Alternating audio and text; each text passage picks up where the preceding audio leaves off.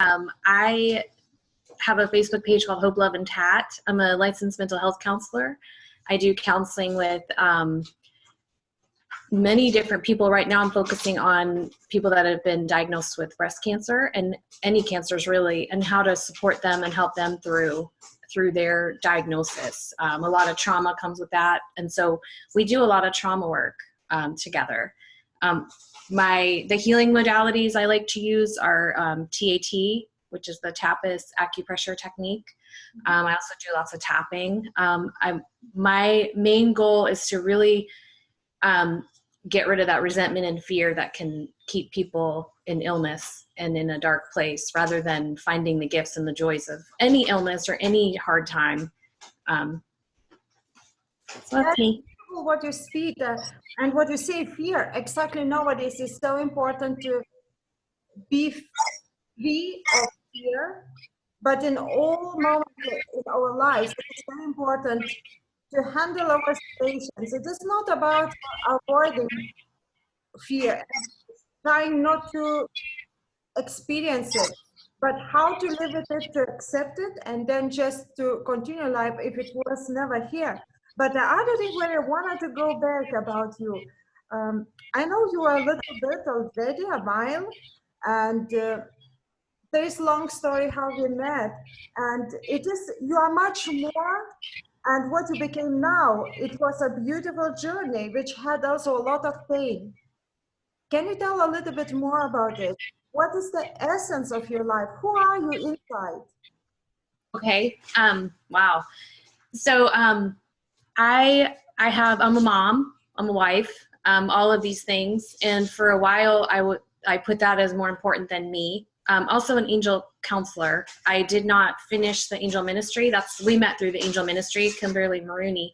And I love her teachings and everything she does. And for me, I did not feel like I wanted to go past the counseling part. So I stayed as an angel counselor. So I use angels and spirit guides and past family members. I can help people connect with their angel team and all that, so that they can find their truth and really find their divine path. Everyone's on their divine path. It just, sometimes you're in spots where you're stuck and you're not sure how to move forward and that's really patterns and things like that. For me, I'm all about systems theory, and I'm all about seeing the big picture and the patterns. And I think the angels help me do that for other people.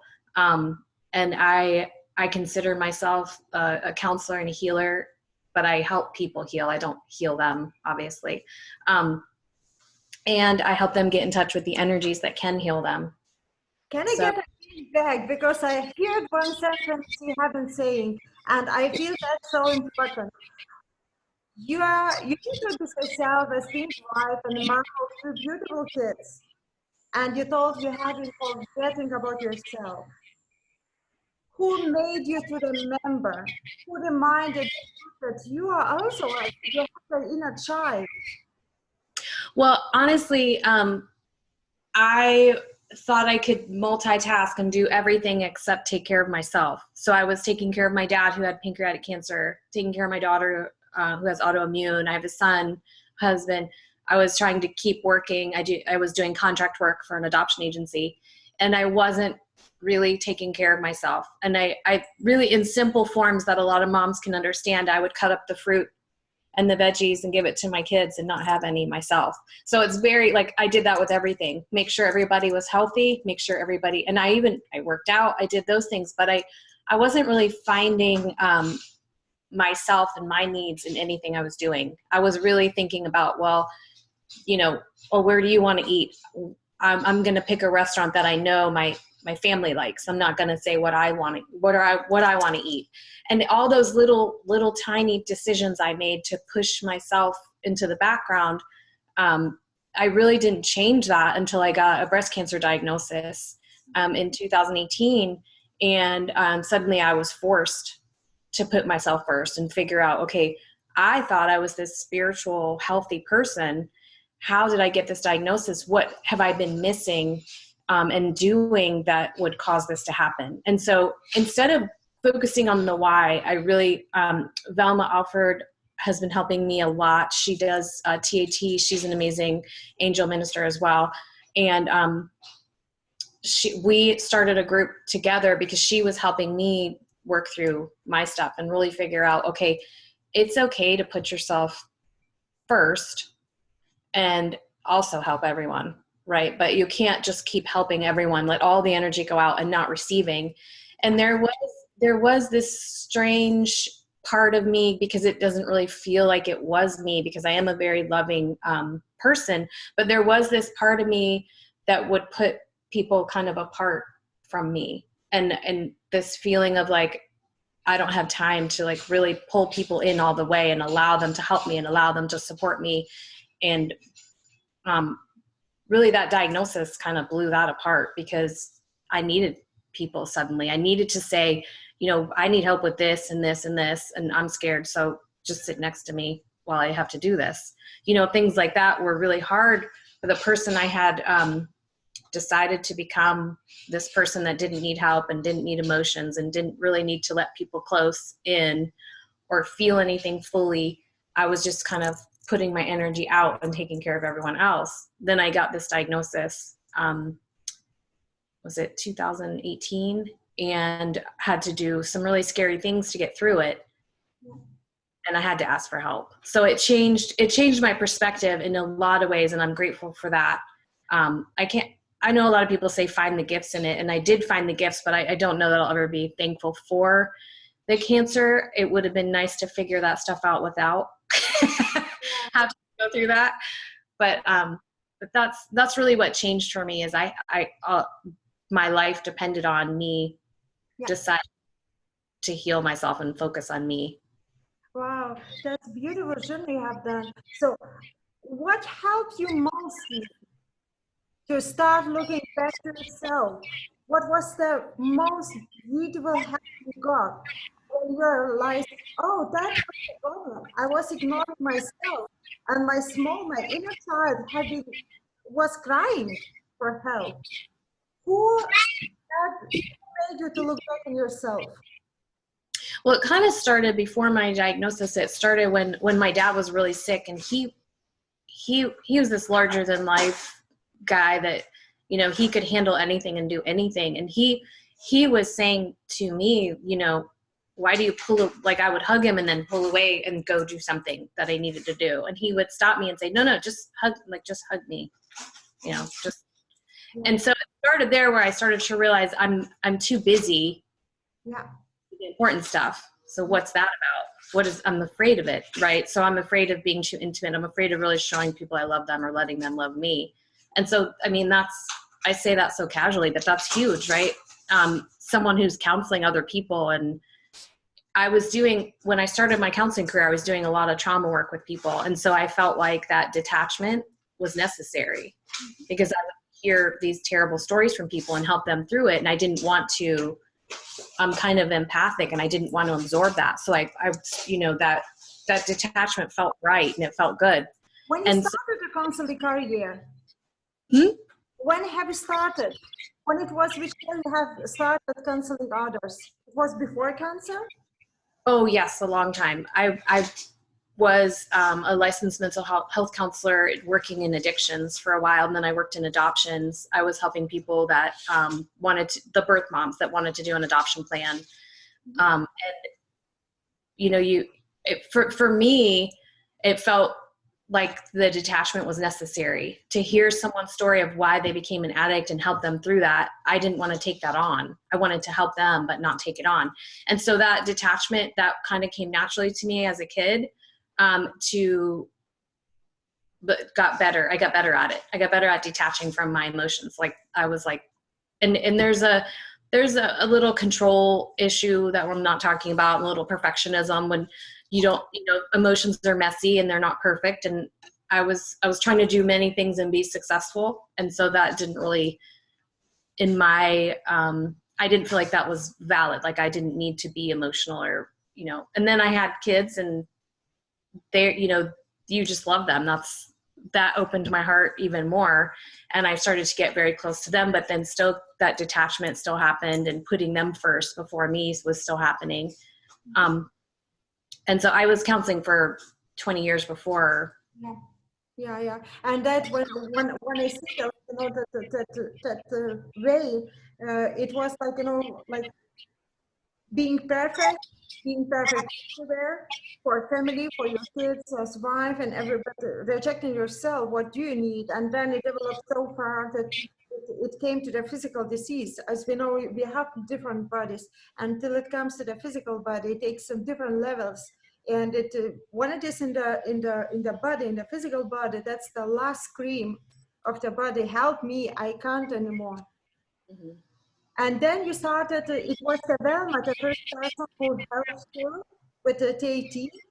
She was, she actually, I knew her from the angel ministry. I was doing angel readings just for friends and on the side. It was not a career or anything like that. It was, a lot of people, you do their spiritual gifts, they use them as a business. And I wasn't doing that. I was in angel ministry because I, just felt like I needed it.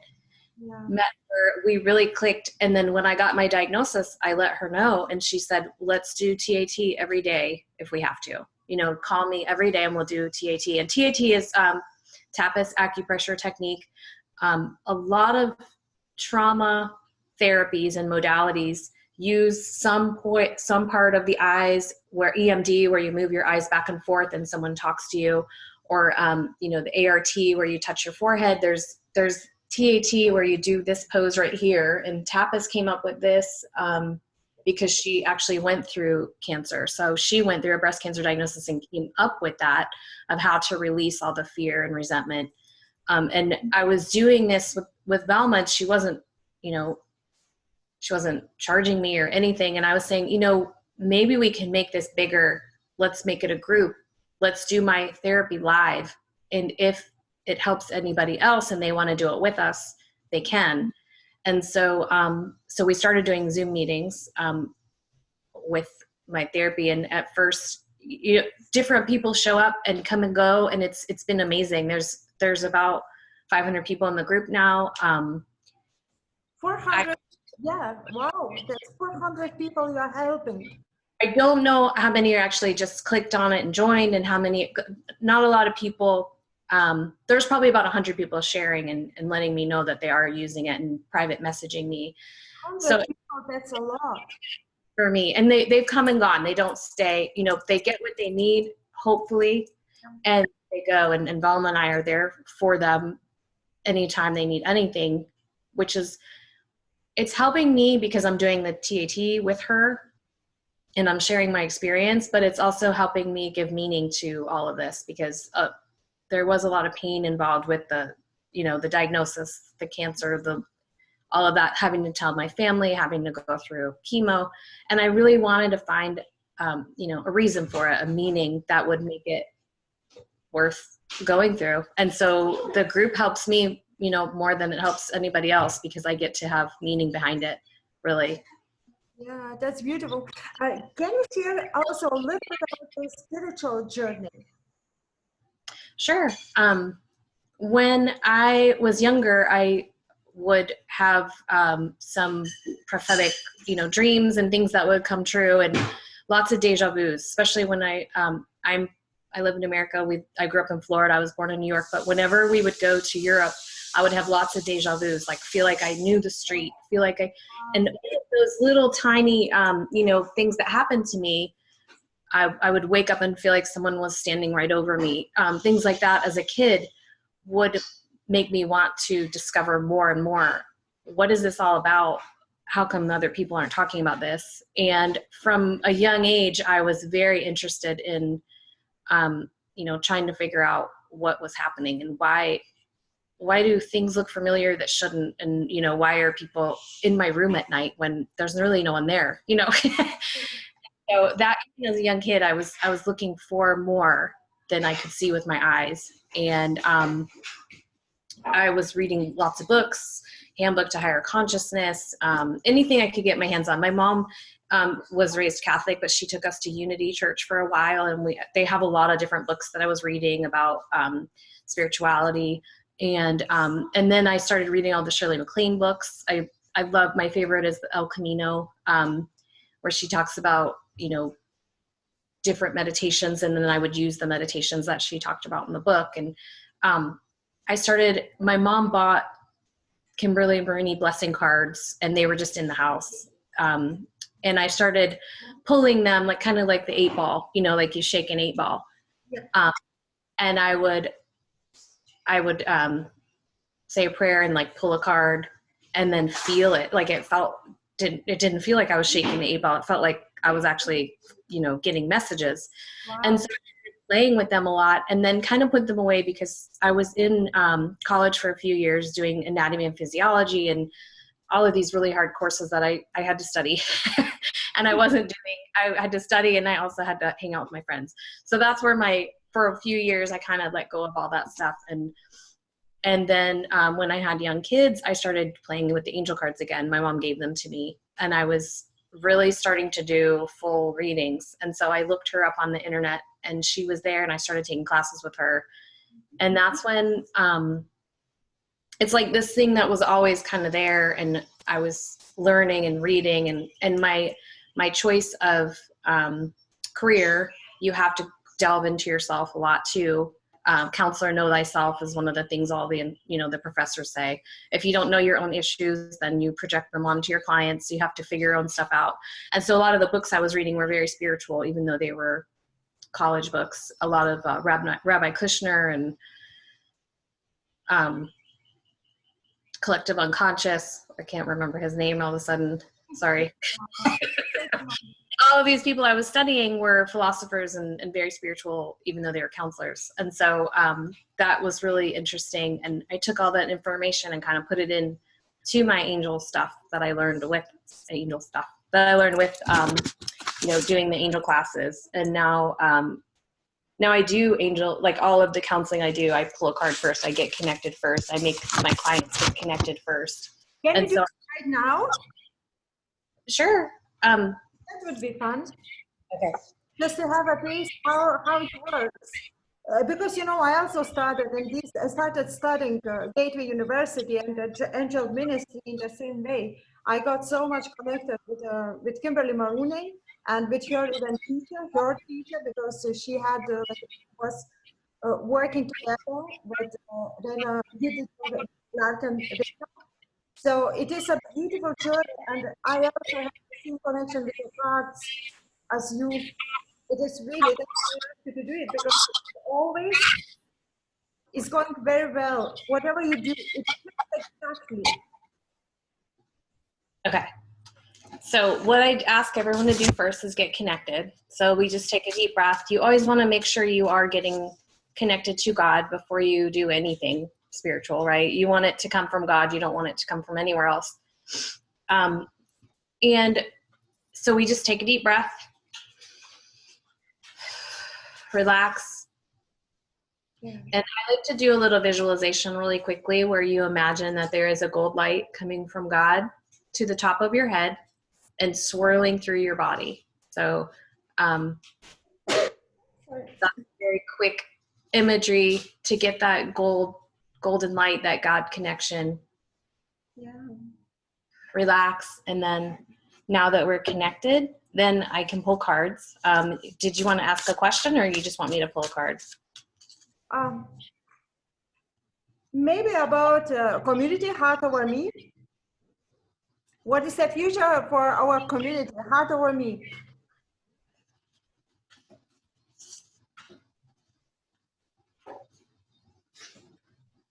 Okay, so pulling from the love deck, this is Kimberly Maroney's angel love deck. And these angels this is like I feel like it's always a more advanced little reading than the blessing cards, which they look like this on the back. And they, so I do believe that you will be doing more one-on-one. You're going to be changing what you do. I think you already have a couple ideas of how you're going to change it. And this business is all about connecting people and finding their truth and unveiling all of the things that they're hiding so that they can clear all that out and really be who they are. And I think that's globally what's happening right now. And so for you to do that with your business is amazing. And you can see that this is your gift when you get it to the point where it's reaching more people, which you will. And I know you're wanting that, and you have more ideas that you're not doing yet. So get those ideas out there. And I believe you're going to be doing more one-on-one, and to bring that light to people. And one-on-one's okay. One at a time is good too. It works. And there is you have such a big heart, and there's a huge feeling of gratitude and appreciation that fills not only heart over me, but you personally in your life. And this sense of adventure and always wanting more is kind of how I see you and your business. That's the energy. And so I really feel like while you may take on a partner that helps you make the vision even bigger, I think you are on the right track for sure. So don't stop. Don't stop what you're doing. Like what I feel, what also I'm doing with the interviews, it is I'm encouraging people who are talking with you in the same time to step in their power. Because as soon as they step forward, their community, like yesterday, I had with an amazing lady from Norway. She's not doing any session. She's just simply proposing her services for free. But she was so welcomed by all community that I am sure it's huge honorability for her. I also encourage you to step in the power as for you too, because what you do is an amazing thing. So you propose now private sessions with card reading. What else do you do? Right now, I'm not doing any like professional counseling. I'm just coming up with classes to teach, and I haven't taught one yet. Where Velma and I are coming up with classes to teach and trying to figure out what we're going to do with those classes, because we really do want to make sure. I guess what the big goal is for us, and she is my partner, so I'll speak in the we terms, is that in this, she is my partner, that we really want to see medical clinics, not just the wellness centers where insurance doesn't cover it, but medical centers where you go to get cancer treatment. We would like to see the oncologist say, you get your chemo on Tuesday and you get your TAT and your counseling session on Wednesday. So it's like, we want it to be right there in the clinics with the medical stuff that's going on, because right now oncologists won't do anything unless it's researched, unless it's proven. So it will be 10 years before that happens. So we're really pushing that, and Velma's doing research right now to prove that TAT is beneficial for cancer patients, and I want to do these classes and really put them in the light of that community. And I know that you are searching for experiment people who could never experience TAT, but they have cancer, and you wanna to have a scientific proof that your methodology works. Mm-hmm. Yes, and I am not actually doing that directly. Velma's doing that with a clinic called St. Mary's where she lives. We don't live in the same state. So she's doing that part of it, and I am doing I can help online with any TAT or anything like that, but she's doing the research part. So I believe she's looking for people, and I can post that, under the. So what else methodologies are you proposing? We decided not to actually use TAT in we're putting together a class right now where we're clearing all the chakras as it relates to cancer, and explaining why would you even you're tired, you're in treatment, you're scared. Why do you want to take the time to do this? Why does it matter? And so we're doing an 8-part video series where we do spiritual root cause healing, which is EFT tapping, to help release all of the blocks to each chakra that could be keeping you from healing. Because without spirituality and without that component, without peace, you really are not dealing with the whole issue. One question, what I'm getting the idea of, so when you have been facing, you know, the difficulties with health, it was diagnosed, and then how doctors see when you say there is a spiritual methodology to help, do they reject, they accept, but they don't want to get involved? Wait, I didn't quite, you cut out. I didn't quite hear that.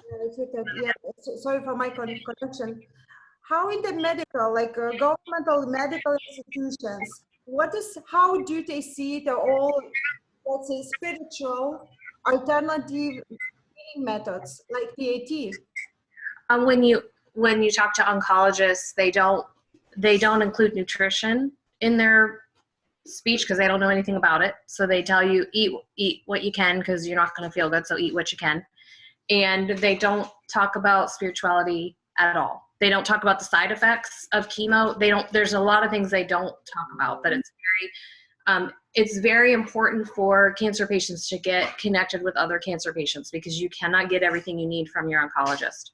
They know they're research-based. They know the drugs. They know this study says this drug does this. So if I give you this, there's an 80% chance it will do this. And if I give you this, and they just stay with the studies. They stay with the research. They do not make anything up, you know. And so to them, saying that nutrition matters feels like they're making it up. They have not been trained in it. And thankfully, there's tons of new research out about food and how it is important, and whole foods are important, and greens and all that, and which foods exactly help which cancers and all of that stuff. So it's hard for me to imagine if I were an oncologist that I could ignore that huge amount of research and the common sense that, you know, nutrition helps. And so the fact that there's all that research and they're still ignoring it tells me that there would have to be a lot more research about acupuncture and TAT and any spiritual healing modality or counseling modality to be included in, you know, a treatment plan for them. So I know that's a ways off, but if you get hooked up with, you know, different cancer communities besides breastcancer.org, who's very much sounds like the oncologists, all of the other like Pink Lotus or like my Facebook page or Chris Wark or many of the other Facebook, you know, groups or online communities, then you get all of the spiritual stuff. You get all of the, you know, the truths about the side effects and what actually happens while you're on chemo and things like that, where the oncologists, they just can't give you the whole story. I don't think they're trained in it. They don't know it. Where people can find you, how to find you on Facebook? Do you have also a website or on the Facebook group? So I have a really small YouTube channel I just started, and it's just Hope, Love, and TAT in caps, healing after a breast cancer diagnosis, and my first name, Jenny, Jenni. And then on Facebook, it's same thing, Hope, Love, and TAT, healing after a breast cancer diagnosis. And we do free weekly TAT sessions, and sometimes we do spiritual root cause or the tapping. I posted one of the tapping videos we did. I think you're in it, or at least your name's in it. I don't think you were on camera, but your voice is in it. And that is on the YouTube channel. And I don't have a website. I don't do personal counseling right now. So I don't have a website, but you can contact me on Facebook, and I'm here to support and help you through, you know, any chemo journey, any, you know. Okay, perfect. And I have like the last question. You had your journey, which took some time. What you would advise for other women or any other cancer patients?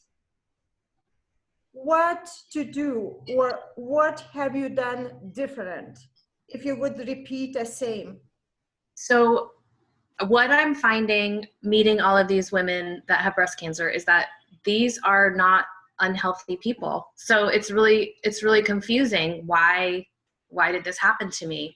And my advice is to let go of the why, because it's probably a bunch of reasons and you'll never know exactly what it is. And really focus on, okay, so how do I get connected to God? How do I get supported? Support research has shown that people that have support are more likely to get better and never have a recurrence. So start to reach out to those friends, because everyone's going to say, you know, I'm praying for you. Call me if you need me. And it's your job to actually call them and say, okay, I need you. I need you to sit next to me today. And, you know, I need you to come take me to a doctor's appointment. I've had friends take me to acupuncture. I've had them make soup, like Hippocrates soup. I said, look up that recipe and bring it over. You know, give people little jobs, and they feel closer to you for it. And you feel the support and love that you need, you know, during the time. And also, don't be afraid to take control of your treatment, and really, you know, bring a notebook, bring your husband or a friend that can take notes for you, and really feel like you are making these decisions, not them. Every time you decide to do a treatment, that's you deciding to do it, not a doctor telling you to do it. And there's just a different mindset there. And when you decide to do something, whether it be chemo, whether it be, you know, radiation, or you decide to use an alternative treatment, make sure it really resonates and you feel it before you do it. Right before you do it, you know, get connected to God. Make sure that decision feels right to you, because chemo feels scary. So it's hard to say, oh, chemo felt great, I chose it and I did it. But while it didn't feel great, I definitely felt like, okay, this is going to do it. This is going to heal me. And I had that mindset. And I really think that's important no matter what treatment you choose. And I just want to show this card. This is my favorite visual. This is how you need to feel when you are going through an illness. You need to feel supported. I want you to picture everyone that says they're going to pray for you, every angel in your angel team, every person in your family that loves you. And every time you lay down to have treatment, or you sit down in that chemo chair, or you go to, I want you to imagine all of their hands on you, healing you. Every time you know, make a new decision, even if you go take a nap, just think, okay, all these people on, you know, around me, in my community, in my church, in my family, they're all praying for me and they all love me. And I want you to imagine their hands on you, healing you, because that support can be amplified if you really let it in, if you really receive it. That's so important. Thank you so much for your time. Thank you so much for your work and for sharing today. And you have so much love, so much wisdom. And I hope also that you also see the hands and the love around you, and the voices which say how important you are. And you are worthy to be loved. And, you know, thank you so much for everything. Thank you. I enjoy talking to you. Thank you. Thank you.